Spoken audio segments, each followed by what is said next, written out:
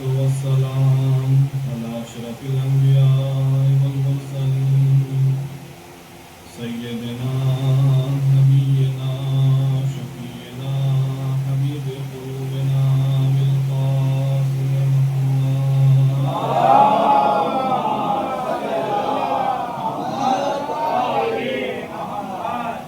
ثم الصلاة والسلام على آل بيته الطيبين الطاهرين المعصومين المظلومين أما بعد فقد قال الله تبارك وتعالى في القرآن الحكيم وهو أصدق الصادقين وقوله الحق بالحق بسم الله الرحمن الرحيم والنجم إذا هوى ما ضل صاحبه وما غوى وما ينطق عن الهوى إن هو إلا وحي يوحى علمه شديد القوى صلى الله عليه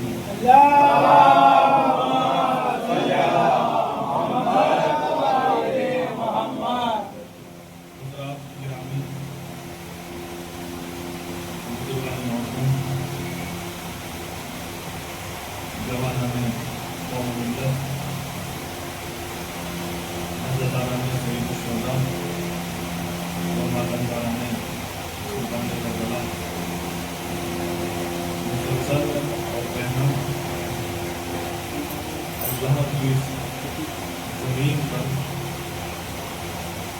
نام حسین کی تلاوت کو رکھنی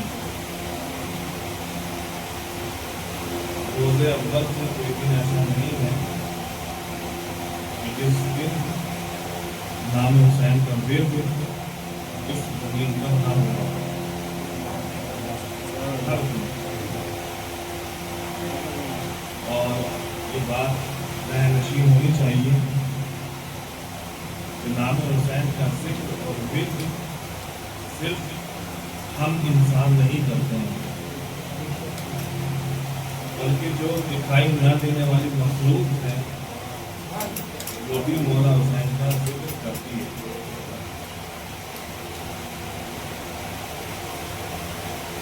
یہ مجلسیں کرنا یعنی امام حسین کی شہادت کو عام کرنا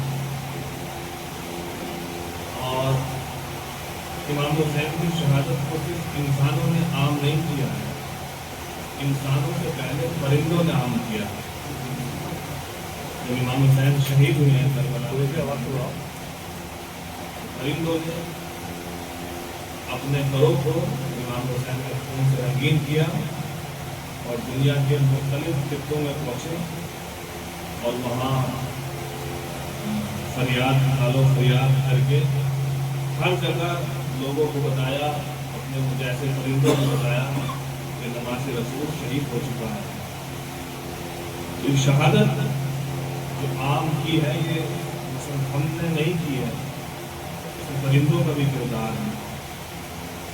ہر مخلوق نے اس ذکر کو کیا اس لیے کہ یہ ان کو اللہ نے ہمیں بہت ساری نعمتوں سے نوازا ہے, بہت ساری نعمتیں. انسان اپنے بدن کی طرف اگر نگاہ کرے بہت ساری نعمتیں ایسی ہیں. مثلا آنکھیں ہیں, لاجواب نعمت ہے. مثلا تھوڑی سی دقت ہو جائے تو ڈاکٹر کے پاس آنا جانا, کوئی کہتا ہے آپریشن کرا لیجیے, کوئی کہتا ہے چشمہ لگا لیجیے, کوئی کہتا ہے یہ کر لیجیے. تو یہ لاجواب نعمت ہے. اسی طریقے سے دانت ہے, لاجواب نعمت ہے. اگر دانت نہ ہو جو ایک اللہ نے جو دانت دیے ہیں بناوٹی نہیں, جو اللہ نے عطا کیا ہے, اگر وہ دانت نہ ہو تو انسان غذا کا مزہ ہی نہیں لے سکتا, اس کو اچھے سے چبا ہی نہیں سکتا. جب اچھے سے چبا نہیں سکتا تو اچھے سے ہضم بھی نہیں کر سکتا. جب اچھے سے ہضم نہیں کر سکتا تو اچھی زندگی گزار بھی نہیں سکتا, پھر بیماریوں کی جڑ بنی ہوئی. تو بہترین نعمتوں سے کان بہترین نعمت یہ ہے کہ انسان سنتا ہے. اگر کان مثلا اپنا کام نہ کرے تو انسان اتنا چلائے گا خود بھی پریشان, دوسروں کو بھی پریشان. یعنی ایسی ایسی نعمتیں اللہ نے عطا کی ہیں. ان کو قرآن میں فرمایا کہ اگر تم ان نعمتوں کو شمار کرنا چاہو, ان تعدوا نعمت اللہ لا تحصوها, تم اللہ کی نعمتوں गिन ही नहीं सकते। ऐसी ऐसी नेमतें दी हैं कि तुम गिन नहीं सकते हो। इन्हीं बेहतरीन नेमतों में से एक बेहतरीन नेमत है आज़ादारी इमाम हुसैन। ये फर्श आज़ाद, ये आज़ादारी लाजवाब नेमत अल्लाह ने अता की है। और हर नेमत हर कौम को दी भी नहीं जाती है। तो जो कर रहे हैं हर चीज हर के हवाले नहीं की जाती, उन्हीं के हवाले की जाती है जो उसके अहल होते हैं, जो उसके लायक होते हैं, जो उसको संभाल पाते हैं। जो नहीं संभाल पाते हैं तो वो नेमतें नहीं दी जाती हैं। तो नेमतें, ये आज़ादारी एक ऐसी नेमत जो अल्लाह ने खास इस कौम को अता की है। इस पर तवज्जो करनी चाहिए कि अल्लाह ने, यानी अल्लाह की खास नजर करम है हमारे ऊपर, तो जो उसने नेमतें आज़ादारी हमें अता की है।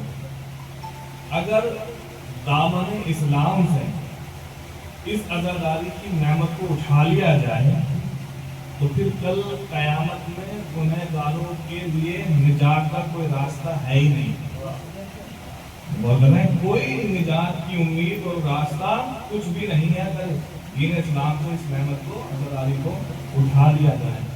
यानी गुनहगारों की उम्मीद का नाम है आज़ादारी, मायूस लोगों की आस का नाम है आज़ादारी।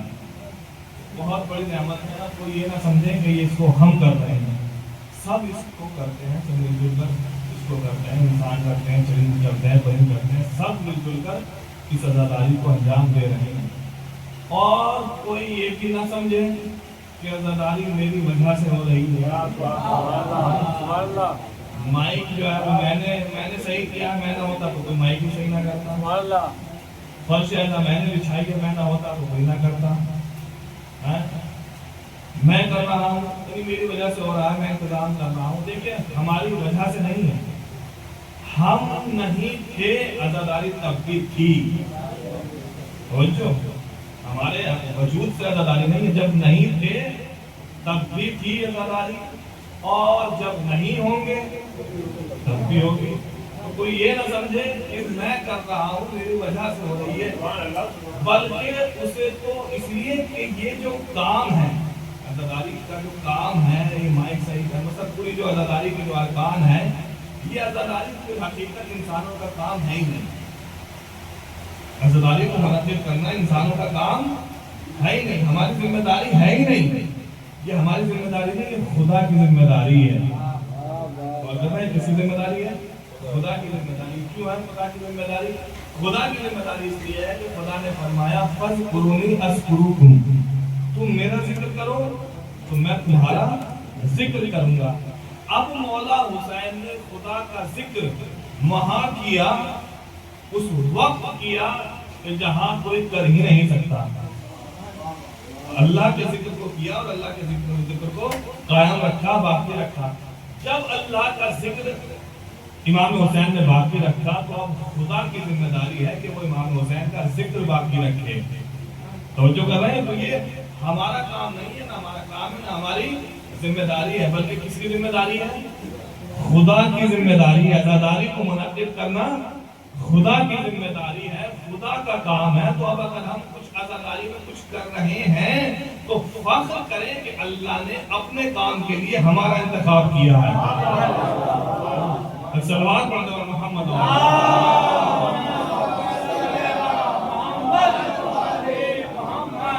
तो फख्र की ये बात है, और जो है ये है फख्र की बात, अल्लाह ने अपने काम के लिए हमको चुना है, हमारा इंतखाब किया है, मुझे इस लायक समझा है कि मैं अज़ा खाने में जाऊं, मैं माइक को सही करूं, मैं ऑनलाइन प्रोग्राम चलाऊं, मैं झाड़ू लगाऊं, मैं साफ सफाई करूं। मुझे अल्लाह ने चुना है, मुझे अल्लाह ने इस लायक समझा है, वरना अल्लाह हर ऐरे गैरे से अपना काम लेता ही नहीं है। तो जो कहते हैं हर ऐरे गैरे से वो अपना काम नहीं लेता, उसी से लेता है कि जो उसका पसंदीदा होता है।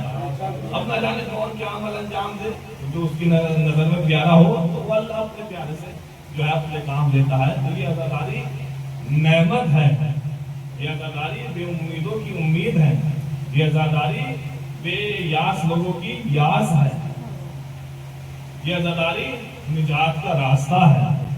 یہ عزاداری شفاعت ہے، اس سے تمہیں شفاعت ملتی ہے. یہ عزاداری درسگاہ ہے، یہیں سے کوئی علم ملتا ہے. اب دیکھیں پیغمبر اسلام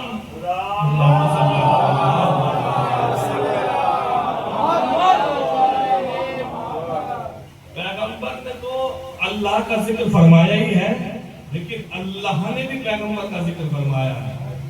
پورا جو قرآن ہے اس میں اللہ نے رسول اللہ نے اللہ کا ذکر نہیں ہے، قرآن میں اللہ نے رسول کا ذکر فرمایا ہے.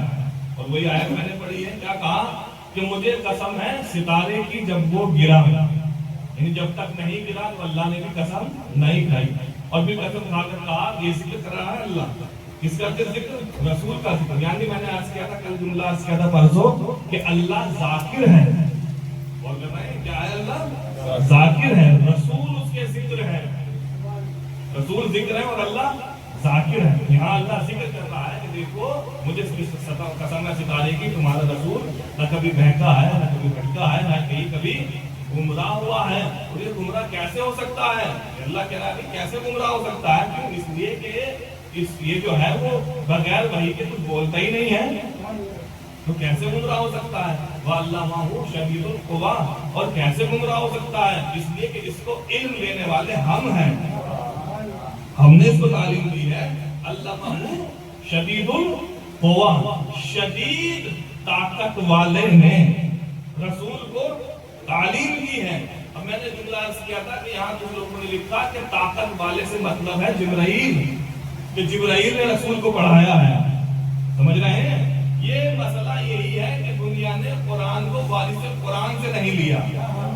یہ نافہمی قرآن کی جو دنیا آج غلط فہمی میں مبتلا ہے، قرآن یعنی قرآن فہمی کی غلط فہمی میں مبتلا ہے. کیوں؟ اس لیے کہ قرآن کو وارث قرآن سے نہیں لیا.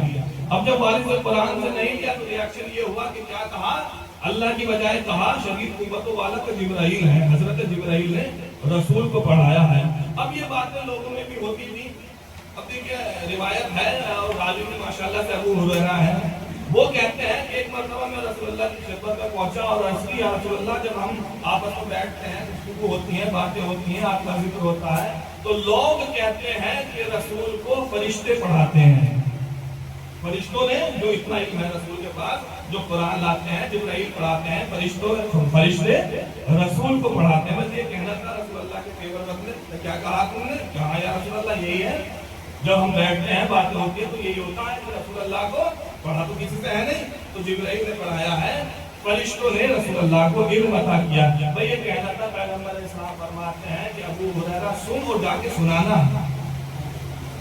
غور کر رہے ہیں؟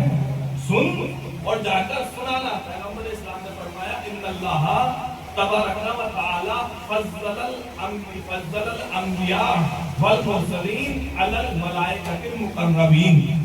فرمایا کہ اللہ نے انبیاء کو اور رسولوں کو تمام فرشتوں پر فضیلت عطا کی ہے. غور کر رہے ہیں؟ کیا فرمایا کہ انبیاء مرسلین فرشتوں سے افضل ہیں، انبیاء فرشتوں سے افضل ہے. اور پھر فرماتے ہیں وَفَضَّلَنِي عَلَى الْأَنْبِيَاءِ وَالْمُرْسَلِينَ، اور میں نبی تمام انبیاء سے بھی افضل ہوں، رسولوں سے بھی افضل ہوں. غور کر رہے ہیں؟ اللہ نے یعنی ملائکہ سے افضل کون؟ انبیاء اور رسول، تمام مرسلین. اور پیغمبر نے کیا فرمایا کہ میں رسول تمام رسولوں سے افضل، تمام نبیوں سے افضل. اور یہ جو تم کہہ رہا ہے نا کہ فرشتے آتے ہیں وہ پڑھاتے ہیں، اب یہ جملہ فرمایا کہ فرشتے آتے ہیں وہ پڑھاتے ہیں. سن ان الملائکہ خدامنا، یہ ملائکہ تو میرے گھر کے نوکر ہیں. غور کر رہے ہیں؟ یہ ملائکہ تو ہمارے گھر کے نوکر ہیں. افسوس تو اسی بات کا ہے کہ دنیا کو نوکر سمجھ میں آ گئے، مالک سمجھ میں نہیں آئے. صلوات پڑھنے والے محمد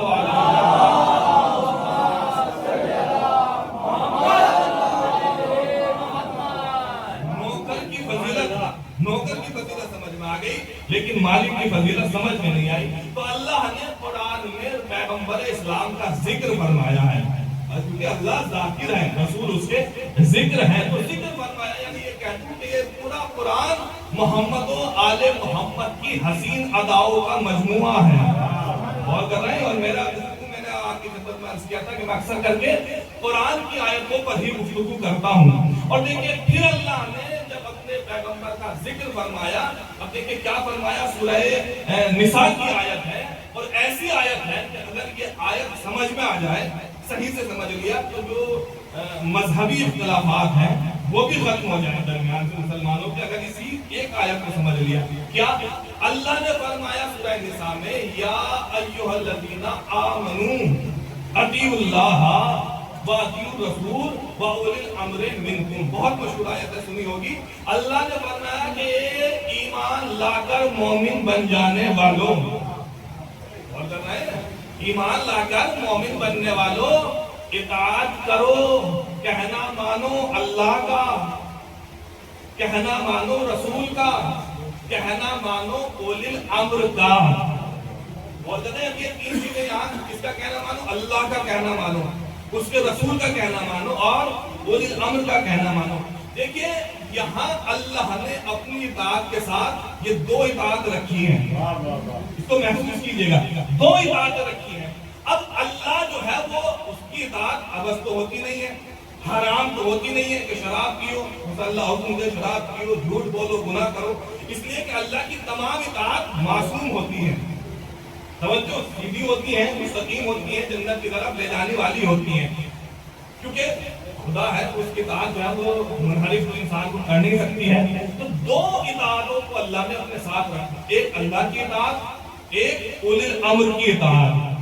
تو پھر ماننا پڑے گا کہ جیسے ہی اطاعت اللہ کی ہے وہی اطاعت رسول کی ہے, سیم ہے. اور جو اطاعت رسول کی ہے وہی اطاعت اولی الامر کی ہے, سیم اطاعت ہے. یعنی ان تینوں میں سے کسی کی اطاعت گمراہ نہیں کرے گی, کسی کی اطاعت گمراہ کرنے والی نہیں ہوگی, اور نہ یہ خود گمراہ ہوں گے, نہ اللہ گمراہ ہوگا, نہ رسول گمراہ ہوگا. خود اللہ نے کہا کہ یہ گمراہ نہیں ہے, اور صاحب جو اولی الامر ہے وہ بھی گمراہ نہیں ہوگا. یعنی جیسا وہ ہوگا, جیسا اللہ, ویسے ہی اس کی رسول کی اطاعت ہے, دونوں کی اطاعت, اور ویسے ہی اولی الامر کی اطاعت ہے. اب دیکھیں ایسے تو یہاں اس آیت میں چار ہستیاں ہیں, ایک ہے اللہ, ایک ہے رسول, ایک ہے اولی الامر, اور ایک ہے مومنین. توجہ. اب لوگ کہتے ہیں کہ مثلا یہ کہ آپ علی ولی اللہ پڑھتے ہیں کلمے میں, اذان میں, کیا رسول بھی علی ولی اللہ پڑھتے تھے؟ کیونکہ رسول نے بھی پڑھا ہے علی ولی اللہ, آپ کلمے میں پڑھتے ہیں, رسول نے پڑھا. تو یاد رکھیے گا ہمیشہ کہ کلمہ اس کا پڑھا جاتا ہے جس کی اطاعت واجب ہوتی ہے. بہت کر رہے ہیں, کس کا کلمہ پڑھا جاتا ہے جس کی اطاعت ہمارے اوپر واجب ہوتی ہے. اب دیکھیں میں نے کہا چار ہستیاں ہیں اس میں. سب سے پہلے ہے اللہ. تو اللہ پر تو کسی کی اطاعت واجب نہیں ہے, اگر وہ اطاعت واجب ہے تو وہ اللہ نہیں, تو اللہ پر کسی کی اطاعت واجب نہیں ہے. جب اطاعت واجب نہیں تو پھر اللہ کا کوئی کلمہ بھی نہیں, توجہ, اللہ کا کوئی کلمہ بھی نہیں. اللہ کے بعد ہے پیغمبر اسلام. پیغمبر اسلام محمد مصطفیٰ پر اطاعت واجب ہے اللہ کی, اس کے علاوہ کوئی کسی کی اطاعت واجب نہیں ہے. کس کی اطاعت واجب ہے؟ اللہ کی. تو رسول کا کلمہ ہوگا لا الہ الا اللہ. غور کر رہے ہیں کیا کلمہ ہوگا رسول کا؟ لا الہ الا اللہ. اب تیسرے نمبر پر ہے اولی الامر. ہدایت میں اولی الامر. اب یہ جو اولی الامر ہے اس پر اللہ کی بھی اطاعت واجب ہے, رسول کی بھی اطاعت واجب ہے. تو اولی الامر کا کلمہ ہوگا لا الہ الا اللہ محمد رسول اللہ. توجہ. اب تیسرے ہیں, چوتھے نمبر پر ہے مومنین. چوتھے نمبر پر مومنین. اب ان بیچارے مومنین پر, ہم مومنین پر اللہ کی بھی اطاعت واجب ہے, رسول کی بھی اطاعت واجب ہے, اولی الامر کی بھی اطاعت واجب ہے. تو اب جو مومن ہوگا, میں غیر مومن کی بات نہیں کر رہا ہوں, لیکن جو مومن ہوگا وہ اللہ کا بھی کلمہ پڑھے گا, وہ لا الہ الا اللہ بھی کہے گا, محمد رسول اللہ بھی کہے گا, اولی الامر کا بھی کلمہ پڑھے گا. اب ہمارے اولی الامر علی ہیں, اس لیے ہم کہتے ہیں علی ولی اللہ. اب تمہارا کوئی اولی الامر ہو تو تم اس کا نام لو. شرماتے کیوں ہو, نام لینے میں کیا دقت ہے؟ اس لیے کہ مومن کا کلمہ ہی اولی الامر والا ہوگا. صلوات پڑھے گا محمد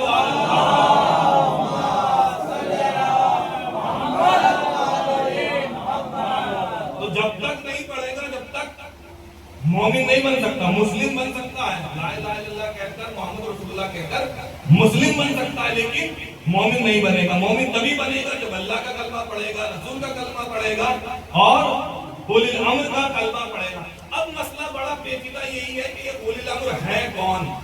اللہ کو تو سبھی جانتے ہیں اور سبھی کہتے ہیں لا الہ الا اللہ, رسول کو بھی سبھی جانتے ہیں اور سب کہتے ہیں محمد رسول اللہ. مسئلہ پیچیدہ جو ہے اور اسی پر آج گفتگو ہوگی, جو جتنی دیر کرنی ہے آج گفتگو اسی پر ہوگی کہ یہ اولی الامر کون ہے. اب یہاں لوگوں نے اولی الامر کے بارے میں لکھا کہ یہ جو اولی الامر ہے, اولی الامر کے معنی جو ہے کہ جو بھی بڑا ہو, بہت ہی اس کا جو پیمانہ کشادہ کیا ہے, اس کا سر بھی بہت ہی بڑا کیا. تو اولی الامر ہر وہ انسان, سب اولی الامر ہے. پہلے بات یہ کہ جو حاکم ہو, سب سے پہلے لکھا کہ جو حاکم ہو, جو شہر کا حاکم ہو, ملک کا حاکم ہو, گھر کا حاکم ہو, پردھان ہو, چیئرمین ہو, جو کچھ بھی ہو, نیتا ہو, سارے کے سارے کیا ہیں؟ اولی الامر ہے. کیا ہے؟ اولی الامر ہے. دیکھیے اللہ نے کہا کہ اے ایمان لانے والوں اطاعت کرو اللہ کی, اطاعت کرو رسول کی اور اطاعت کرو اولی الامر کی. یعنی اولی الامر بھی ایسا ہی ہونا چاہیے کہ جیسا اللہ ہے, جیسا جو رسول ہے, ایسے ہی معصوم ہونا چاہیے. تو اب یہ کہ حاکم کی اطاعت کرو اور فلاں کی, مطلب سارے حاکم جو ہے وہ کیا ہے؟ اولی الامر ہے. سمجھیے گا کہ سارے جو ہیں وہ یہ بھی اولی الامر ہے, وہ بھی اولی الامر ہے. جو مثلا بڑا ہے, جو لشکر میں سپہ سالار ہے, وہ بھی سب اولی الامر ہے اور اس کی اطاعت واجب ہے. تو یاد رکھیے گا کہ یہ جو اولی الامر ہے, یہ جس کو آپ نے کہا کہ یہ اولی الامر, وہ اولی الامر, یہ سارے کے سارے ہیں انسانوں کے بنائے ہوئے. غور کر رہے ہیں, ہم نے بنایا, انسانوں نے بنایا, یہ سارے کے سارے انسانوں کے بنائے ہوئے ہیں. رسول انسانوں کا بھیجا ہوا نہیں ہے. رسول انسانوں کا بنایا ہوا نہیں ہے. کس کے بھیجے ہوئے ہیں؟ خدا کے بھیجے ہوئے ہیں. جب رسول خدا کے بھیجے ہوئے ہیں تو اولی الامر بھی خدا کا بھیجا ہوا ہوگا, ہمارا بنایا ہوا نہیں ہوگا. اور دوسری بات یہ کہ جو اطاعت کرے گا وہ بنے گا مومن. جو اولی الامر کی اطاعت کرے گا وہ کون بنے گا؟ مومن بنے گا. تو اگر فلاں سارے کے سارے اولی الامر ہیں تو یاد رکھیے گا کہ انسانوں کے بنائے ہوئے کو ماننے سے انسان مومن نہیں بنتا اور نہ ماننے سے انسان کافر نہیں بنتا. یعنی اولی الامر ایسا ہونا چاہیے. دیکھیں رسول کو اگر نہ, خدا کو اگر نہ مانے, رسول کو اگر نہ مانے تو کوئی مسلمان رہ سکتا ہے؟ کوئی نہیں رہ سکتا. اب رسول کے بعد اولی الامر بھی ایسا ہی ہونا چاہیے. تو کہتے ہیں سمجھنے والی بات ہے. نہ اللہ کو مان کر, رسول کو نہ مان کر کوئی مسلمان نہیں رہ سکتا. تو اولی الامر بھی اسی پائے اور اسی اسٹیٹس کا ہونا چاہیے کہ اگر اس کو نہ مانے تو پھر مومن نہیں رہ سکتے, مسلمان نہیں رہ سکتے. تو میں نے کہا انسانوں کے بنائے ہوئے کو ماننے سے, جو پردھان کو نہ مانے تو کافر بن جائیں گے, منتری کو نہ مانے تو کافر بن جائیں گے, مسلمانوں کے جو کنٹری میں جو سلطان ہوتے ہیں ان کو نہ مانے تو کافر بن جائیں گے. اس لیے کہ وہ بھی اولی الامر ہیں. جو اور کنٹریاں ہیں, سعودی عرب ہے اور عمان ہے اور فلاں ہے, وہاں جو سلطان ہے وہ بھی اولی الامر ہیں. تو ان کو اگر ہم نہ مانے, یہاں ہم نہ مانے ہندوستان کو, ہم کافر بن جائیں گے. وہ جو کرنا ہے تو اولی الامر ایسا ہی ہونا چاہیے. اس لیے کہ رسول کے بعد کیا ہے؟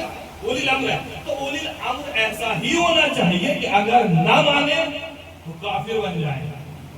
اب مسئلہ یہ ہے پیچیدہ کہ اولی الامر آخر ہے کون؟ میں نے کہا یہ مسئلہ یہی ہے کہ دنیا نے قرآن کو وارث قرآن سے نہیں لیا. یہی مسئلہ.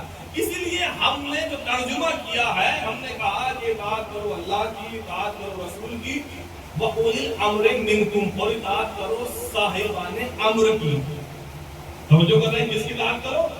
صاحبان امر کی, یعنی جو امر کے صاحب ہیں ان کی اطاعت کرو. یہی ترجمہ کل کیا تھا, آج بھی یہی, اس لیے کہ ہمارے امام نے ہمیں یہی بتایا تھا. اب دیکھیں ایک ہوتا ہے اطاعت کرو صاحب امر کی, یعنی جو امر کا صاحب ہے اس کی اطاعت کرو. اب دیکھیے ایک ہوتا ہے خلق, ایک ہوتا ہے امر. اللہ نے قرآن میں فرمایا الا لہ الخلق والامر, الا لہ الخلق والامر، اللہ نے کہا کہ خلق بھی اللہ کی مخلوق ہے اور امر بھی اللہ کی ایک مخلوق ہے. اس کو ذرا سمجھیے گا. خلق بھی مخلوق ہے، امر بھی مخلوق ہے، لیکن دونوں میں فرق ہے. خلق کے معنی ہے تدریجی، یعنی جو آہستہ آہستہ وجود میں آتا ہے، اس کو کیا کہتے ہیں؟ خلق. اور امر کس کو کہتے ہیں؟ خلق یعنی جس میں ٹائم لگے. مثلا آپ نے ایک درخت آج لگایا تو کم از کم بڑا ہوگا جب جا کے اس کے اوپر پھل آئے گا. آپ نے شادی کی، شادی کے بعد دن گزریں گے جب جا کے آپ باپ بنیں گے. یعنی جو آہستہ آہستہ وجود میں آتا ہے اس کو کہتے ہیں خلق. اور امر کس کو کہتے ہیں؟ اللہ نے فرمایا انما امرہ اذا اراد شیئا ان یقول لہ کن فیکون. اللہ نے ارادہ کیا، ہو گیا. سمجھ رہے ہیں؟ ارادہ اس میں ٹائم نہیں لگتا کہ 9 مہینے لگیں گے، 10 مہینے لگیں گے، 5 سال. ارادہ کیا، ہو گیا. یہ ہے امر. اطاعت کرنی ہے صاحب امر کی. کس کی اطاعت کرنی ہے؟ صاحب امر، یعنی جو امر کا صاحب ہے. اب دیکھیں، ایک ہوتا ہے صاحب، ایک ہوتا ہے مالک. مالک میں اور صاحب میں بڑا فرق ہے. اس مثال کو سمجھ لیجیے، گفتگو میری پھر شروع ہے. ایک ہوتا ہے صاحب، ایک ہوتا ہے مالک. کیا فرق ہے دونوں میں، صاحب میں اور مالک میں؟ ایک مثلا ایک بیچارہ جاہل انسان تھا، جاہل تھا مگر پیسہ بہت تھا. جب پیسہ ہوا تو اس جاہل انسان نے پورا کے پورا مطلب تھا تو خود جاہل، یعنی ایک اس نے یونیورسٹی خرید لی، پوری یونیورسٹی اس نے خرید لی. اب اس یونیورسٹی کو خرید کر یہ یونیورسٹی کا مالک تو ہو سکتا ہے، صاحب نہیں ہو سکتا. توجہ، میں بہت آپ کو باندھے ہوئے ہوں ابھی تک. کیا ہے؟ یونیورسٹی کو خرید کر اس کا مالک ہو سکتا ہے، صاحب نہیں ہو سکتا. کیوں؟ کیونکہ اس کو پتہ ہی نہیں علم کیا چیز ہوتی ہے، ماسٹر کیا ہوتا ہے، ٹیچر کیا ہوتا ہے، کچھ نہیں پتا ہے. مالک ہے لیکن صاحب نہیں ہے. ایک انسان ہے کہ جس نے جو ہے ایک اچھا خاصا بہت بڑھیا بہترین موبائل خرید لیا، لیکن جو ہے وہ موبائل خرید لیا، ایپل کا موبائل اس نے خرید لیا. تو یہ اتنے بڑے موبائل کو خرید کر موبائل کا مالک تو بن گیا لیکن صاحب نہیں بنا. کیوں؟ کیونکہ بیچارے کو انٹرنیٹ چلانا ہی نہیں آتا. واٹس ایپ کیا ہوتا ہے، انٹرنیٹ کیا ہوتا ہے، فیس بک کیا ہوتی ہے، یوٹیوب کیا ہوتا ہے، اس کے بارے میں صرف کال سننا جانتا ہے. فون آ جاتا ہے تو سن لیتا ہے، اس کے علاوہ کچھ نہیں جانتا. تو موبائل خرید کر موبائل کا مالک تو بن گیا لیکن صاحب نہیں بنا. ایک انسان نے شوق میں ایک بندوق خرید لی. اب یہ بندوق خرید کر بندوق کا مالک تو بن گیا لیکن صاحب نہیں بن سکتا. کیوں نہیں بن سکتا؟ اس لیے کہ نشانے صحیح نہیں ہے. شکار بنانا کسی کو چاہتا ہے، شکار کوئی اور بن جاتا ہے. تو توجہ، تو یہ مالک ہو سکتا ہے، صاحب نہیں ہو سکتا. تو صاحب کس کو کہیں گے؟ صاحب اس کو کہیں گے کہ جس کا اس شے پر پورا کا پورا اختیار بھی ہو، اقتدار بھی ہو. توجہ، کسے کہیں گے صاحب؟ جس کا اس شے پر، اگر بندوق کا صاحب وہ ہوگا جس کا بندوق پر اختیار ہوگا، یعنی جس کو نشانہ بنائے وہی شکار بنے. جس کا اس شے پر پورا کا پورا اختیار ہو. اطاعت کرنی ہے صاحب امر کی. اب صاحب امر وہ ہوگا کہ جس کا امر پر پورا کا پورا اختیار ہوگا، پورا کا پورا اختیار ہوگا. اگر امر پر اختیار نہیں ہوگا تو وہ صاحب امر نہیں ہوگا. توجہ کر رہے ہیں؟ اگر امر کے اوپر اختیار نہیں تو صاحب امر مت سمجھنا اس کو. جب صاحب امر نہیں تو ہدایت کے لائق بھی نہیں ہے. تو صاحب امر کون ہوگا؟ جس کا امر کے اوپر پورا اختیار، تھوڑا بہت نہیں، پورا اختیار امر کے اوپر ہوگا. اب آپ سمجھ گئے ہیں کہ صاحب امر جس کا امر پر اختیار ہو. تو اب امر کس کو کہتے ہیں؟ صاحب امر جس کا امر پر. تو امر کس کو کہیں گے؟ اگر امر سمجھ میں آ گیا تو صاحب امر خود سمجھ میں آ جائیں گے. غور کر رہے ہیں؟ اگر امر سمجھ میں آ گیا تو صاحب امر. اب آئیے چلتا ہوں قرآن کی طرف. کہ یہ امر ہے کیا چیز، کس کو امر کہتے ہیں۔ اب یہ الفاظ ہے سورہ مومنون کے آیت کا نمبر ہے 12۔ اللہ نے فرمایا لقد خلقنا الانسان من سلالۃ من طین ثم جعلناہ نطفۃ فی قرار مکین ثم خلقنا النطفۃ علقۃ فخلقنا العلقۃ مضغۃ فخلقنا المضغۃ عظاما فکسونا العظام لحما ثم انشأناہ خلقا آخر فتبارک اللہ احسن الخالقین۔ اللہ نے اس آیت میں انسان کی تخلیق کے مراحل بتائے ہیں کہ کیسے کیسے وجود میں آیا انسان۔ کہ ہم نے انسان کو مٹی سے بنایا، پھر اس مٹی کو نطفہ بنایا، پھر اس نطفے کو ایک جگہ قرار دیا، پھر اس نطفے کو ایک جمع ہوا گوشت بنایا۔ یہ مراحل اسٹیپ کے انسان کیسے وجود میں آیا۔ اس طریقے سے پھر اس جمے ہوئے خون کو ایک گوشت کا لوتھڑا بنایا، پھر اس میں ہڈیاں پیدا کی، پھر اس میں خون پیدا کیا، پھر اس پر کھال چڑھائی۔ اب جب یہ پورا کا پورا بن گیا تو اللہ نے فرمایا ثم انشأناہ خلقا آخر، پھر ہم نے اس کو دوسرے طریقے سے مکمل کیا۔ اور کر رہے یعنی ابھی انسان مکمل نہیں ہوا، ابھی نامکمل ہے، گوشت بھی ہے، ہڈی بھی ہے، شکم میں ہے، لیکن ابھی مکمل نہیں ہوا، دوسرے طریقے سے مکمل کیا۔ اب دوسرا طریقہ کیا ہے؟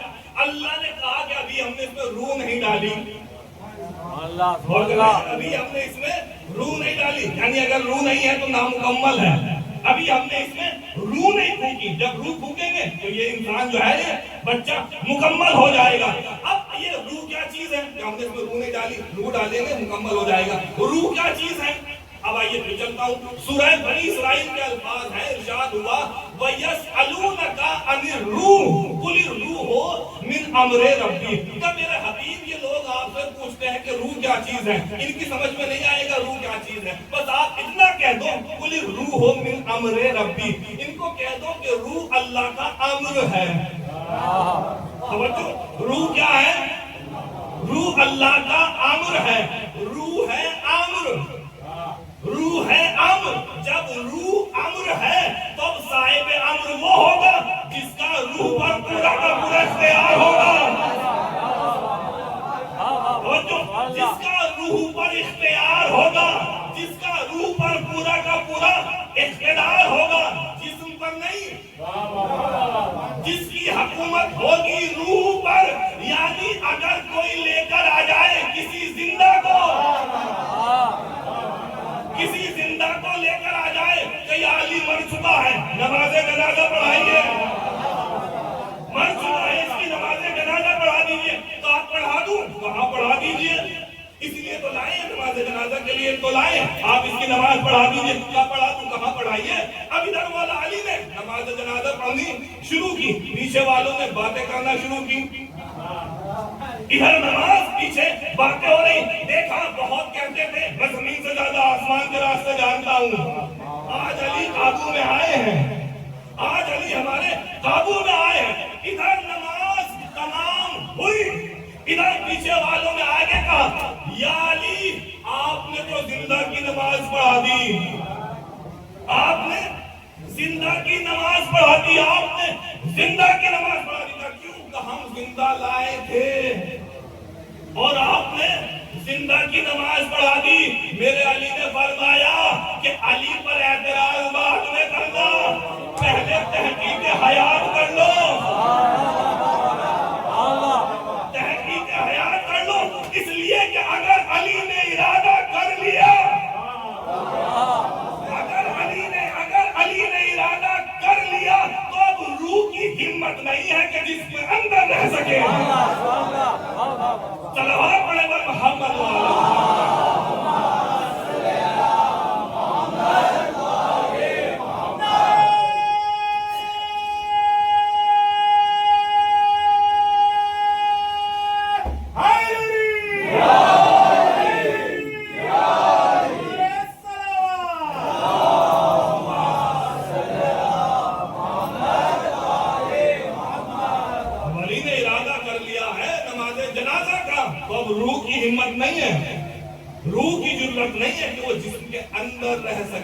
اب یہ آگے آئے اور کہا کہ بھائی اٹھو اٹھو، नाटक खत्म हो चुका, नाटक करके तो लाए थे जिंदा। कहा उठो उठो उठो, ये कह रहे हैं उठो उठो। मौला अली मुस्कुराकर फरमाते हैं उठाते क्या हो, ये तो उठ ही चुका है, ये तो उठ ही चुका है। और अब कयामत में भी तभी उठेगा जब मैं अली उठाऊंगा। सलावत पढ़े मोहम्मद।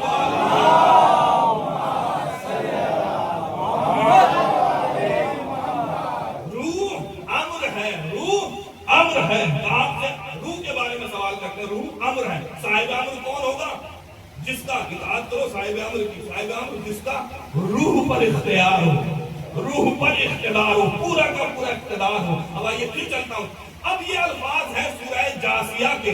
अल्लाह ने इरशाद फरमाया सुम्मा जअलनाका अला शरीअतिन मिनल अम्र फत्तबिहा वला तत्तबि अहवाअल्लज़ीना ला यअलमून।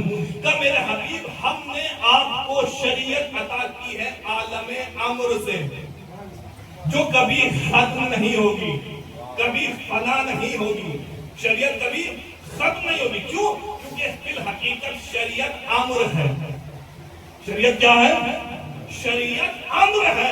तो जब शरीयत अम्र है तो अब साहिब अम्र वो होगा कि जिसका शरीयत पर इख्तियार होगा। जिसका कौन होगा साहिब अम्र?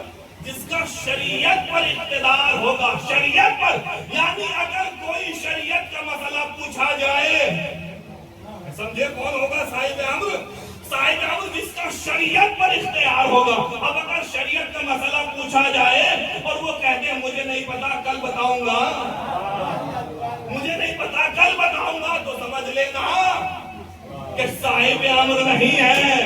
कोई ऐसा कोई इंसानों का बनाया हुआ है जो साहिब अम्र की जगह पर बैठ गया। कोई ऐसा कोई जो है वो इंसानों का बनाया हुआ है जो साहिब अम्र की जगह पर बैठ गया। साहिब अम्र कौन होगा? जिसका शरीयत पर इख्तियार होगा। ये ना कहे कि बेटी से पूछ कर बताऊंगा, बच्ची से पूछ कर बताऊंगा, मसला कोई पूछे तो आता हूं जरा बीवी से पूछ कर बताऊंगा। अब देखें, जिसका शरीयत पर इख्तियार हो, हमारे पहले इमाम से लेकर आखिरी इमाम तक अगर किसी ने अपने जमाने में किसी से कोई शरीयत का मसला पूछा हो, तो बच्चों अगर किसी ने कोई शरीयत का मसला पूछा हो, साहिब अम्र कौन होगा? जिसका शरीयत पर इख्तियार होगा। मैं दावा कर रहा हूं अगर हमारे इमाम ने किसी से कोई मसला पूछा हो कि मुझे नहीं पता जरा आप बता दो, तो आज से मजलिस पढ़ना छोड़ दूं। अगर किसी इमाम ने पूछा हो, वरना दुनिया के बनाए हुए हर इमाम ने हमारे इमामों से मसले पूछे, हर इमाम ने हमारे इमामों से मसले पूछे और अपनी हलाकत का ऐलान करके कहा कि अगर अली ना होते तो मैं हलाक हो जाता।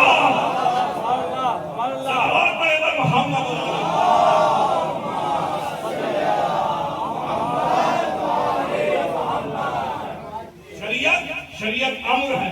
साहिब अम्र किसको मानेंगे? इताअत करो अल्लाह के रसूल को, साहिब अम्र की। साहिब अम्र जिसका शरीयत पर इख्तियार हो, यानी शरीयत के मसले सुनकर ये ना कहे कि इसका गला काट दो, ये क्यों आया, इसने ऐसा सवाल क्यों पूछा। जिसका शरीयत पर इख्तियार होगा वो होगा साहिब अम्र। अब आइए फिर चलता हूँ कुरान की तरफ। अब ये अल्फाज है सूरह अल हज के। अल्लाह ने फरमाया फला युनाज़िउन्नका फिल अम्र, का मेरे हबीब किसी को हक नहीं है कि अम्र दीन के बारे में आपसे झगड़ा करे। किसी को भी हक नहीं है मेरे हबीब के दीन के मामले में आपसे झगड़ा करे। अम्र के माना है दीन। अम्र क्या है? दीन। अम्र है दीन। किसी को हक नहीं, यानी अगर कोई रसूल से झगड़ा करे तो समझ लेना कि वो साहिब अम्र नहीं है। तो अम्र क्या है? दीन। अल्लाह ने कहा कि दीन अम्र है, दीन अम्र है, अम्र दीन है। और दीन क्या चीज है?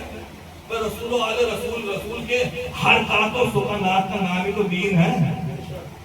जो ये कहें वो मानो, ये तो दीन है।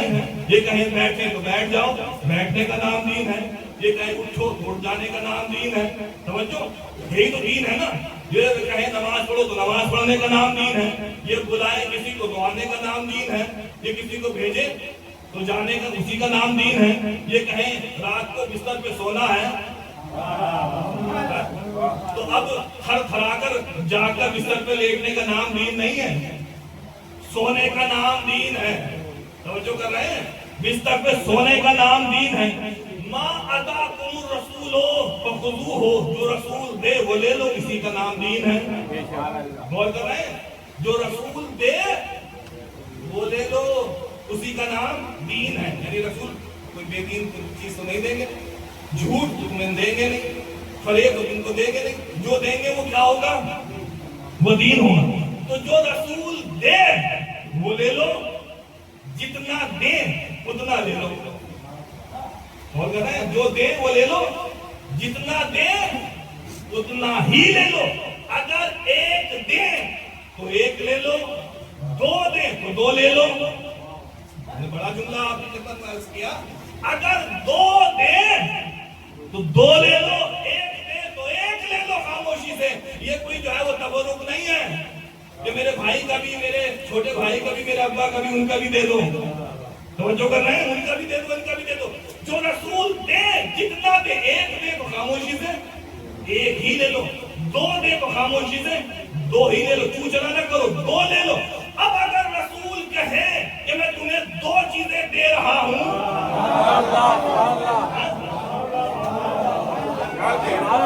جو کر رہے ہیں، اگر کہے کہ میں دو چیزیں دے رہا ہوں، اب اگر کوئی کہے کہ ہمیں دو نہیں، ہمارے لیے ایک ہی کافی ہے، ہمیں ایک ہی چاہیے، اگر کوئی کہہ دے کہ میرے لیے ایک ہی کافی ہے تو سمجھ لینا اس بے غیرت کا نہ قرآن پہ ایمان ہے نہ رسول پہ ایمان ہے۔ صلوات پڑھے گا محمد علیہ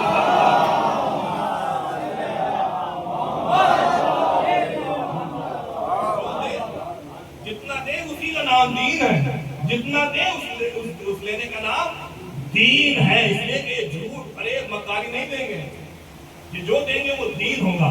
تو دین ہے امر، دین امر ہے، صاحب امر وہ جس کا دین پر اختیار ہوگا، جس کا دین پر اختیار ہوگا۔ اب آئیے پھر چلتا ہوں قرآن کی طرف۔ اب یہ الفاظ ہے سورہ طلاق کے، ارشاد ہوا، سورہ طلاق کے الفاظ ہے، ارشاد ہوا ذالک امر اللہ ہے۔ دیکھیں اسی پر میری گفتگو رہے گی۔ ذالک امر اللہ ہے قد انزل اللہ الیکم، کہا میں نے یہ جو قرآن تمہاری طرف نازل کیا ہے، ذالک امر اللہ، یہ قرآن میرا امر ہے۔ اور جو قرآن کیا ہے؟ امر ہے، قرآن امر ہے۔ تو اب صاحب امر وہ ہوگا کہ جس کا قرآن پر اختیار ہوگا، جس کا قرآن پر اقتدار ہوگا، یعنی بدن میں اور سر میں جدائی ہو جائے، جس کا قرآن پر اختیار ہو، جس کا قرآن پر اختیار ہو۔ قرات کرنے والے کو وارث قرآن نہیں کہتے ہیں، قرات کرنے والے کو وارث قرآن نہیں کہتے، قرات کرنے والے کو تو قاری کہتے ہیں۔ صاحب امر کون ہوگا؟ صاحب جس کا قرآن پر اختیار ہوگا۔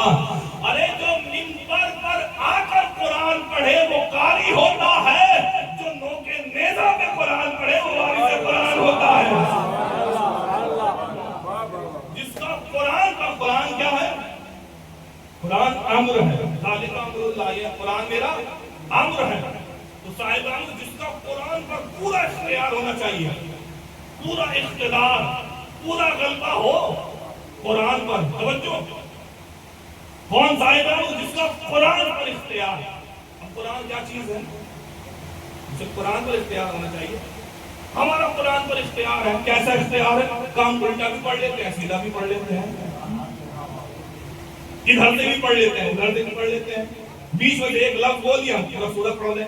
ہمارا قرآن پر بڑا اختیار ہے۔ یہ ہے اختیار قرآن کا؟ اسے کہیں گے اختیار ہے قرآن کا؟ نہیں۔ اختیار کا مطلب ہے، اختیار کا مطلب یہ ہے کہ جو قرآن کہے وہ کر کے دکھاؤ۔ توجہ کہیں، جو قرآن کہے وہ کر کے دکھاؤ۔ اب قرآن نے کیا کہا؟ کیا کہا قرآن نے؟ اب یہ الفاظ ہیں سورہ بنی اسرائیل کے، سورہ رات کے الفاظ ہیں. ارشاد ہوا کہ قرآن کیا چیز ہے. دیکھیں کیا چیز ہے قرآن.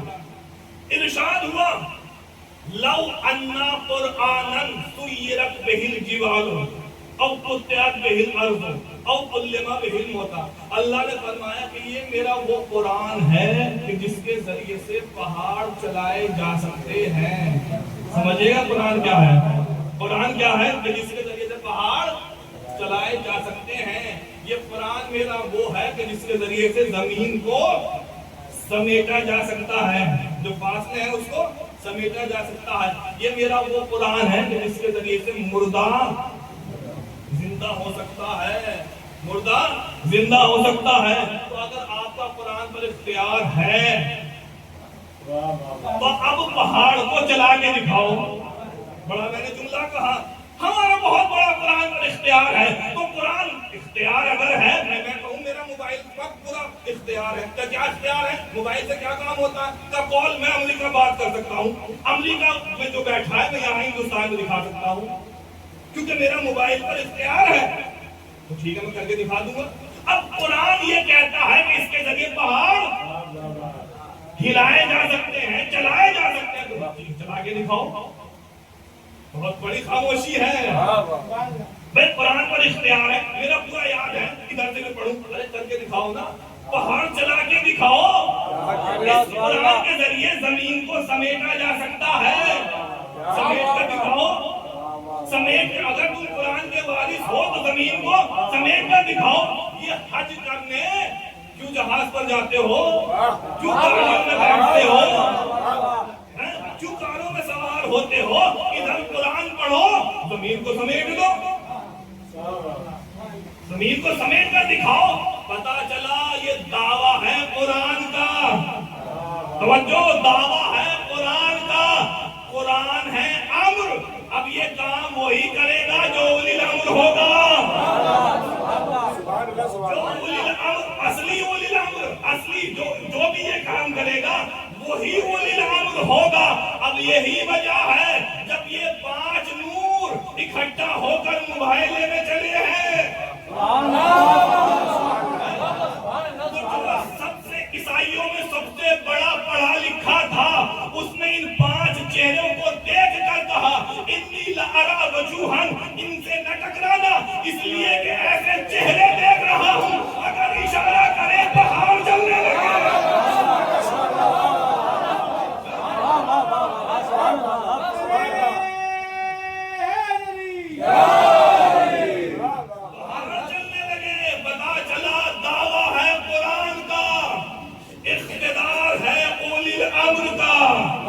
قرآن امر ہے تو یہ 14 اولی الامر ہے.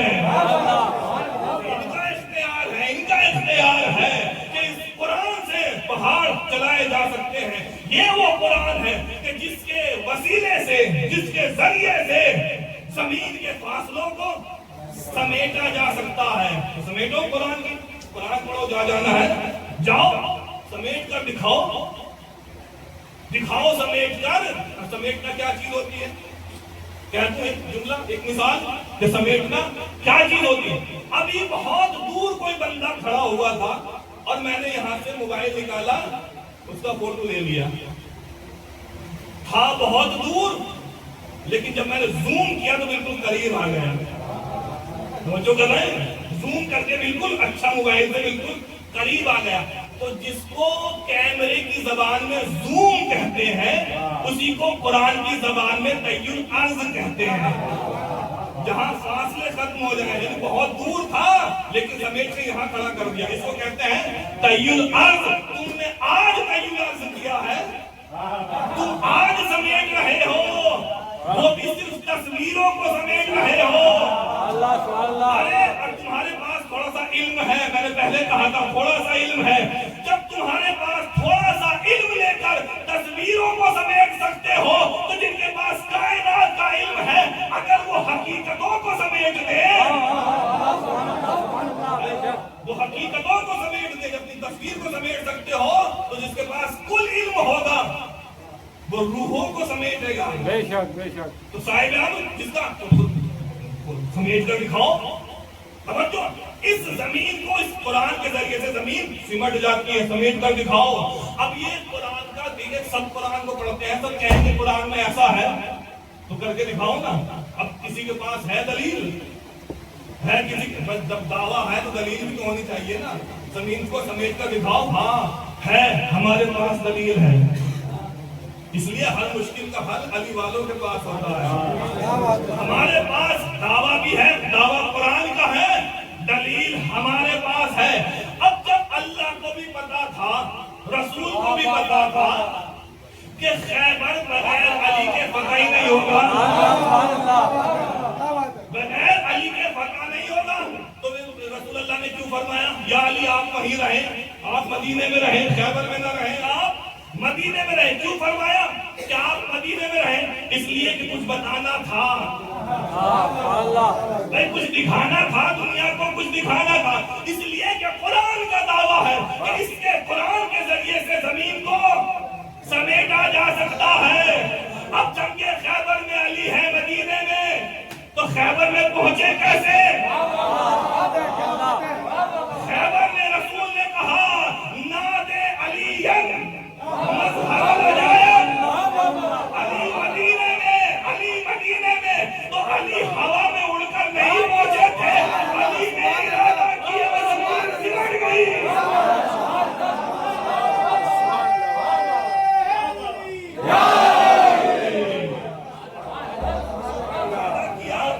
زمین سمٹ گئی, ارادہ کیا, زمین سمٹ گئی.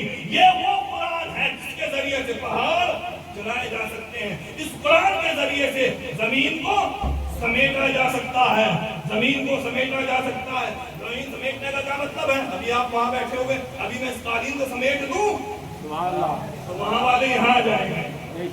تو سمیٹنے کا نام, اس فاصلے کو ختم کرنے کا نام قرآن سے فاصلے ختم ہو سکتے ہیں. تیسرا قرآن نے کیا کہا؟ او کلما بہل موتا, مردوں سے کلام ہوتا ہے. مردے زندہ ہوتے ہیں کس کے ذریعے؟ قرآن سے.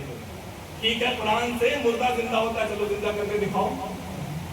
آپ کہتے ہیں نا ہمارا قرآن پر اختیار ہے, گھر سے بھی پڑھ دیں, آنکھ بند کر کے پڑھ دیں, ہمارا قرآن پر اختیار ہے. تو اگر اختیار ہے تو قرآن مردہ کو میرے ساتھ قبرستان میں چلو, ساری رات قرآن پڑھو, کرو کسی کو زندہ. قرآن پڑھتے پڑھتے نوبت یہ آ جائے گی کہ تمہارا قرآن پڑھنا پڑے گا, لیکن مردہ کوئی زندہ نہیں ہوگا.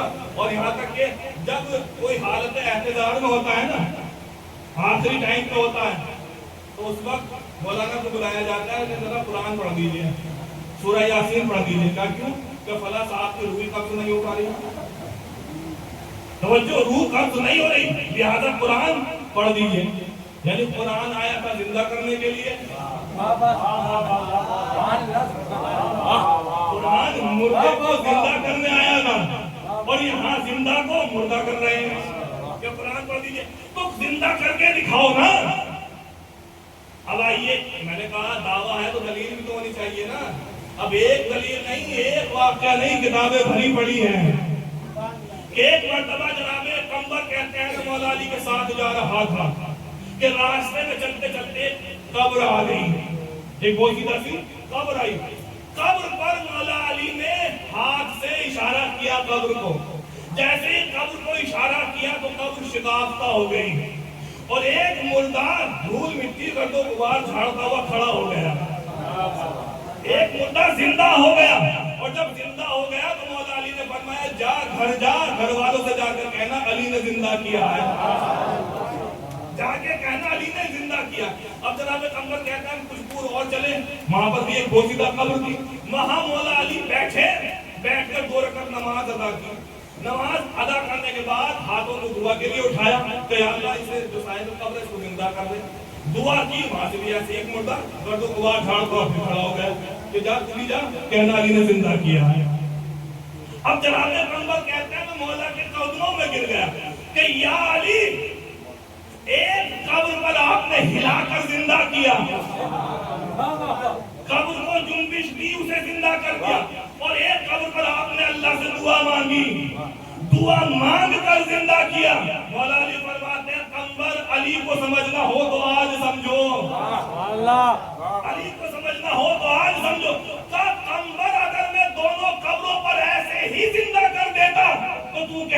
علی خدا ہے، علی خدا ہے۔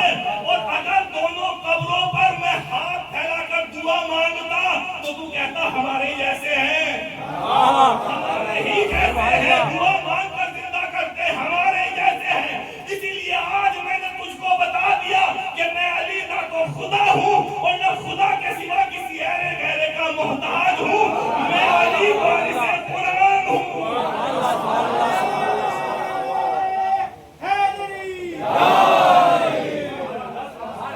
میں علی وارث قرآن ہوں، وارث ہمارا قرآن پر اختیار ہے، ہمارا قرآن پر اختیار ہے، قرآن پر ہمارا اختیار ہے۔ تو وارث اولی الامر کون ہوگا؟ جس کا قرآن پر اختیار ہوگا۔ اس لیے قرآن امر ہے، صاحب امر جس کا قرآن پر اختیار ہو، پورا کا پورا اختیار۔ اور قرآن کا کمال کیا ہے؟ زمین سمٹ جاتی ہے۔ عاصم بن برقیہ اگر آپ قرآن میں پڑھیں گے، عاصم بن برقیہ تھے جس کے بارے میں اللہ نے کہا کہ ان کو قرآن کا تھوڑا سا علم تھا۔ اگر پڑھوں تو بہت تفصیلی واقعہ ہے۔ اللہ نے کہا تھوڑا سا علم تھا کس کے پاس؟ عاصم بن برقیہ کے پاس۔ کس کا علم؟ قرآن کا تھوڑا سا علم۔ انہوں نے چشمے زدن میں تخت بلقیس بہت دور سے منگا لیا تھا۔ کس کی وجہ سے؟ قرآن کے علم کی وجہ سے۔ اب ایک بندہ ہمارے چھٹے امام کے پاس آ گیا،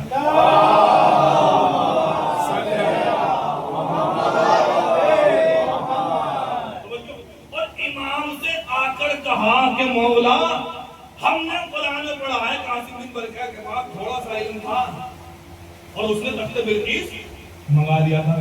آپ کہتے ہیں کہ ہم وارث قرآن ہیں، آپ کے پاس کتنا علم ہے؟ اور کرنا ہے، اس نے تو تخت بلقیس منگا لیا تھا، آپ کا قرآن پر کتنا اختیار ہے؟ آپ بھی تو بتائیں، آپ کہتے ہیں ہم قرآن کے وارث ہیں، ہم وارث قرآن، ہم وارث رسول، ہم وارث کتاب، آپ کا قرآن میں کتنا اختیار ہے؟ تو مولا نے فرمایا چھٹے امام نے تو بتاؤ کہاں سے آئے ہو؟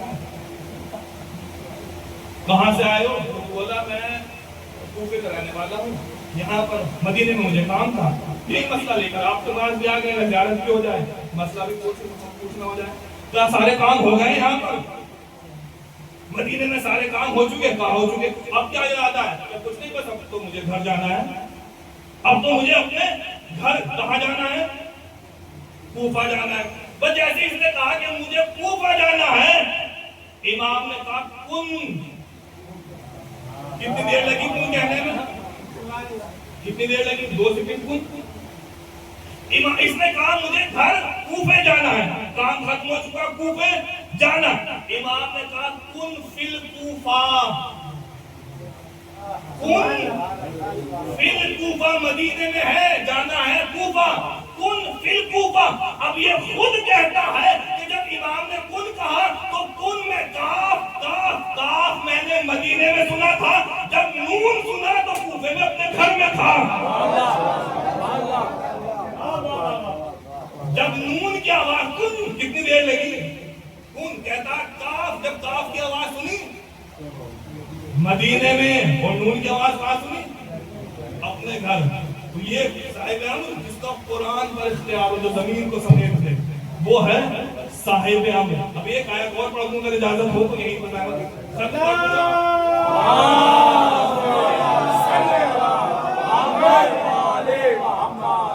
جس کا قرآن پر اختیار ہو۔ اب یہ الفاظ ہیں، کیا ہو گئے؟ امر کے معنی، امر کے معنی روح، امر کے معنی شریعت، امر کے معنی دین، امر کے معنی قرآن۔ اب یہ الفاظ ہیں سورہ کہف میں ارشاد ہوا وَإِذْ قُلْنَا لِلْمَلَائِكَةِ اسْجُدُوا لِآدَمَ فَسَجَدُوا إِلَّا إِبْلِيسَ كَانَ مِنَ الْجِنِّ فَفَسَقَ عَنْ أَمْرِ رَبِّهِ۔ امر پر بات ہو رہی ہے۔ اللہ نے کہا کہ ہم نے تمام ملائکہ کو کہا سجدہ کرو آدم کو، سب نے سجدہ کیا سوائے ابلیس کے، کانا من الجن، کیونکہ وہ جن تھا نہیں کیا۔ فَفَسَقَ عَنْ أَمْرِ رَبِّهِ، اس نے اللہ کے سجدے کا انکار کیا۔ فَفَسَقَ عَنْ أَمْرِ رَبِّهِ، رب کے سجدے کا انکار کیا۔ امر کے معنی سجدہ، امر کے معنی سجدہ۔ جب امر سجدہ ہے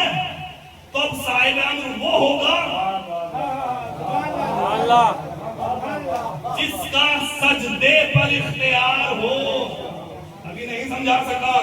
جس کا سجدے پر اختیار ہو، اب چاہے وہ کربلا کا سجدہ ہو اور چاہے مسجد نبوی کا سجدہ ہو. اس کو کہیں گے صاحب آپ جس کا سجدے پر اختیار ہو. سجدے پر اب رسول ہیں سجدے میں. آخری جملہ ہے بیدار امر کے معنی سجدہ. صاحب امر کون؟ جس کا سجدے پر کنٹرول ہو، جس کا سجدے پر اختیار ہو.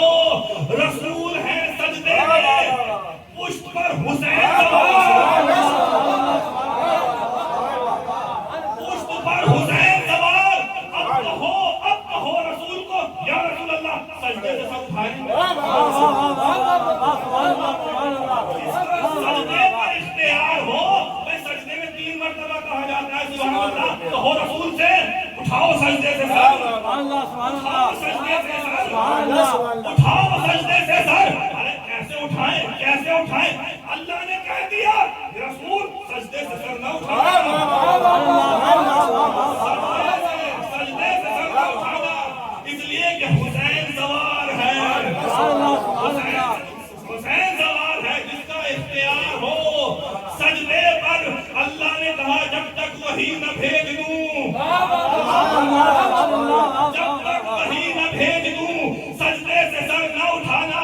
پتا چلا جب سجدوں میں، نمازوں میں، عبادتوں میں حسینیت شامل ہو جاتی ہے تو سجدوں کو معراج ملتی ہے، سجدوں کو معراج ملتی ہے. کہا میرے حبیب جب تک وحی نہ آ جائے سجدے سے سر نہ اٹھانا. اب رسول کو انتظار ہے وحی کا، وحی آئے تو سجدے سے سر اٹھاؤں. بڑا جملہ میں نے کہا، رسول انتظار میں ہے وحی کے، وحی آئے تو سجدے سے سر اٹھاؤں. وحی انتظار میں ہے جبرائیل کے، جبرائیل آئے تو میں چلوں. اور جبرائیل انتظار میں ہے خدا کے، خدا کہے تو میں چلوں. اور خدا انتظار میں ہے حسین کے،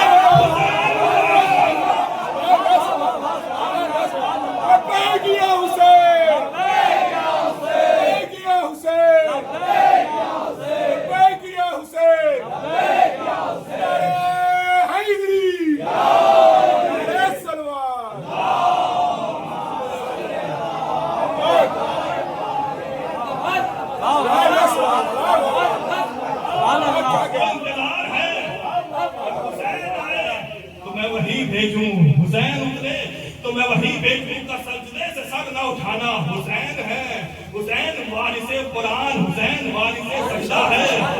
حسین کا سجدے پر اختیار ہے، سجدے پر حسین کا اختیار ہے. لہذا سجدے سے سر نہ اٹھانا. اس لیے کہ خود حسین شاہ است حسین، بادشاہ است حسین، است حسین، دین بنا است حسین. حسین دین ہے، حسین دین ہے، حسین دین ہے.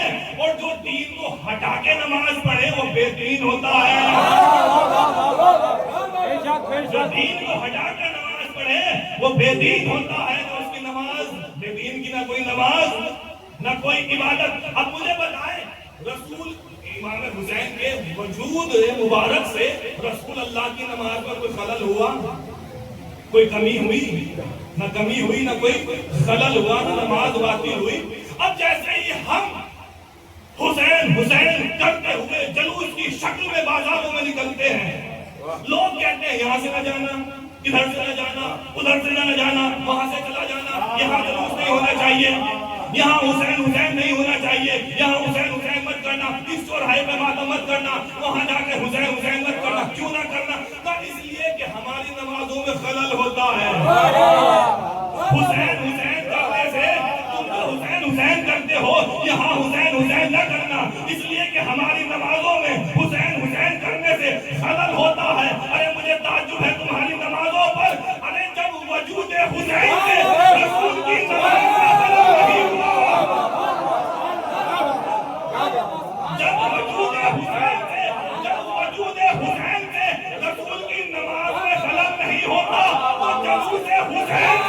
तुम्हारी नमाजों में हम कैसे हैं?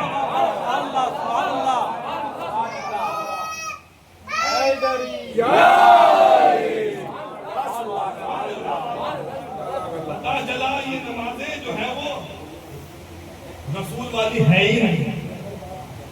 हुसैन के वजूद से रसूल की नमाज में खलल नहीं हुआ तो पता चला ये नमाजें रसूल वाली नहीं है। अगर खलल हो रहा है नमाज में तो ये नमाजें रसूल वाली नहीं है, ये शरीयत वाली नमाजें नहीं है, ये दीन वाली नमाजें नहीं है।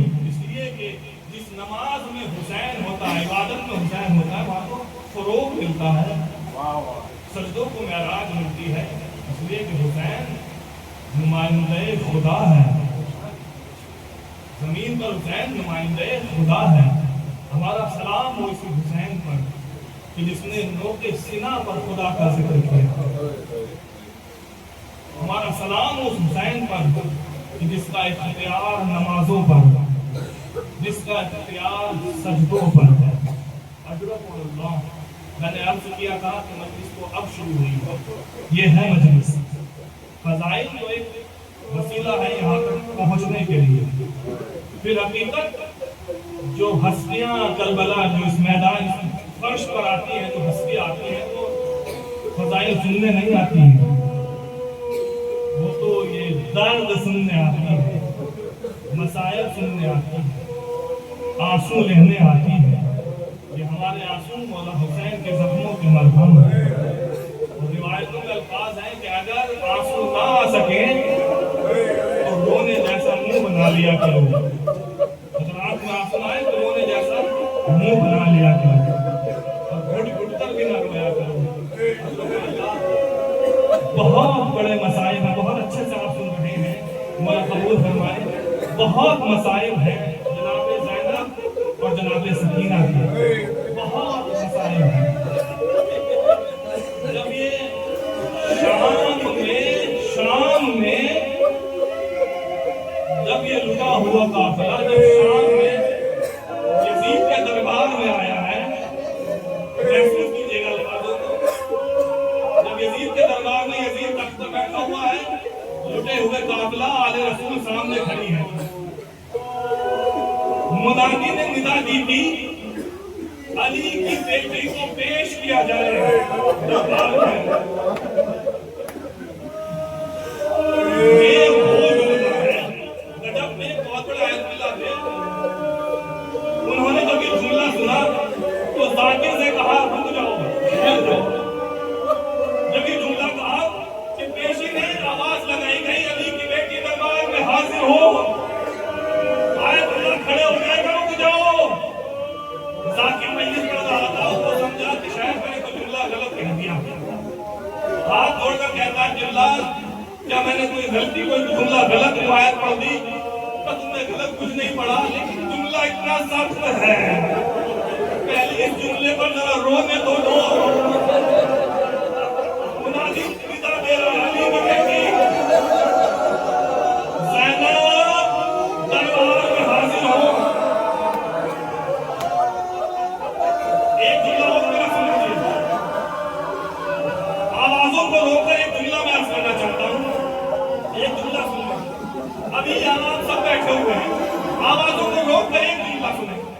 आप यहाँ बैठे हुए हैं, मैं आपसे कहूँ कि मुझे बताओ जरा आपके भाई का क्या नाम है, तो आप फौरन कहेंगे मेरे भाई का फला नाम है, वसीम मेरे भाई का नाम है, अली मेरे भाई का नाम है, जो भी होगा आप फौरन बोल देंगे खड़े होकर कि मेरे भाई का ये नाम है। लेकिन अगर मैं आपसे पूछूं आपकी बहन का क्या नाम है, आपकी चलती हुई ज़बान रुक जाएगी। आप अगर इधर देखेंगे तब इधर देखेंगे, ये क्या सवाल कर गया?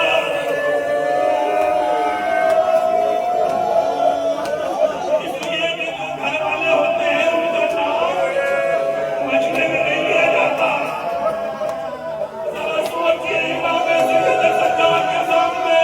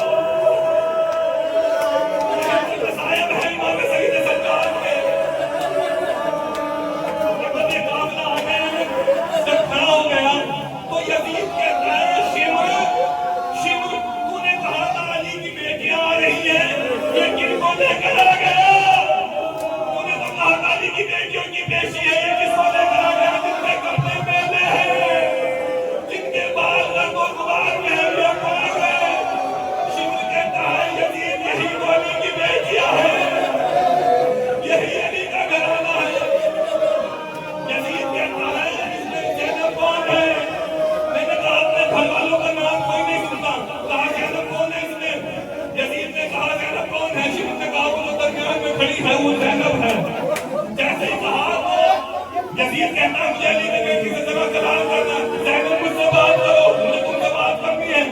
زینب نے کوئی جواب نہیں دیا, اس لیے کہ یزید اس لائق نہیں ہے کہ علی کی بیٹی بات کرے. کہا مجھ سے بات کرو.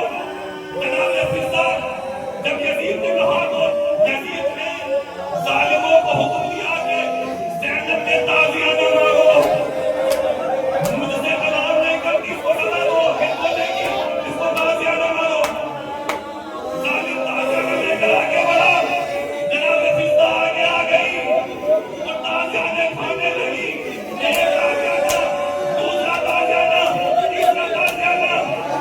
جناب زینب کہتی اما فضا جب لہو بہنے لگا ہاتھوں سے, اما فضا یہ تازیہ نے مجھے مرنے دو.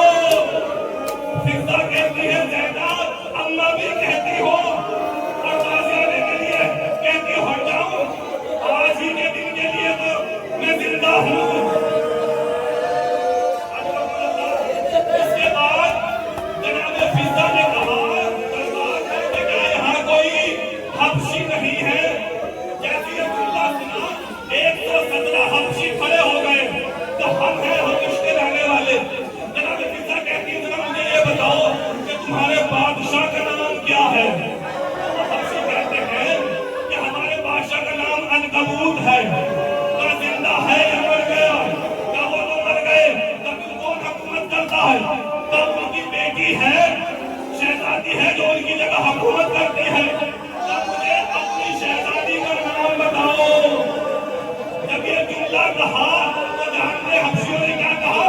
حبشی کہتے ہیں اے ضعیفہ, ہماری شہزادی ایسی نہیں ہے کہ ہم ان بے غیرتوں میں اپنی شہزادی کا نام لیں, ان بیواریوں میں اپنی شہزادی کا نام لیں.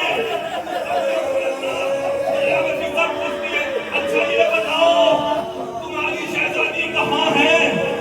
تو وہ کہتے ہیں ہماری شہزادی مدینے میں گئی ہے. کیا مدینے میں کیوں گئی ہے؟ علی کی بیٹیوں کی خدمت کر رہی ہے. ہماری شہزادی علی کی بیٹی کی خدمت کر رہی ہے. کہا اگر اپنی شہزادی کو یہاں دیکھو پہچان لو گے. حبشی کہتے ہیں خدا نہ کرے ہماری شہزادی یہاں دربار میں شرابیوں میں کھڑی ہو. یہ کہہ کر فضا نے بالوں کو اٹھایا. حبشیوں میں تمہاری شہزادی, میں فضا تمہاری شہزادی ہوں. یہ کہہ کر حبشیوں نے تلوار نکالی. کہا فضا ہم پہلے تمہیں قتل کریں گے, ہم فضا تمہیں ماریں گے. کہا کیوں, میرا قصور کیا ہے؟ کہا فضا اگر علی کی بیٹیوں کو چھوڑا نہ ہوتا تو آج یہاں قیدی ہو کر ننگے سر کھڑی نہ ہوتی, اگر علی کی بیٹیوں کے ساتھ ہوتی. یہ جملہ سنا فضا کہتی حبشیوں میں اکیلی نہیں ہوں, میرے ساتھ علی کی بیٹی ہے, میرے ساتھ زینب ہے, میرے ساتھ کلثوم ہے. یزید نے کہا اس ضعیفہ کو مانو. حبشیوں نے تلوار کھینچی. کہا یزید ہماری فضا, ہماری شہزادی علی کی بیٹی کی طرح ناوارث نہیں ہے. یہی وہ جملہ تھا جسے زینب نے مدینے تک بلایا. ہماری شہزادی زینب کی طرح ناوارث نہیں ہے. مدینے کا رخ کیا, یا رسول اللہ اپنا فضا کے وارث ہیں, آپ کی نوازوں کا کوئی وارث نہیں.